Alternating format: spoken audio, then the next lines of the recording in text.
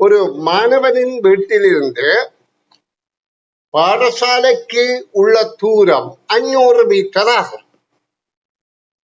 அவன் காலையில் பாடசாலைக்கு செல்லும் போது மொத்த தூரத்தில் அரைவாசிக்கு சென்று திரும்பி வீட்டுக்கு வந்து மறுபடியும் பாடசாலைக்கு சென்றான். அவன் சென்ற மொத்த தூரம் யாது?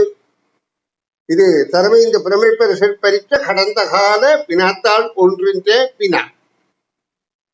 இங்க படம் தந்திருக்காங்க, படம் தரையில் எவ்வளவுதான் வித்தியாசம்.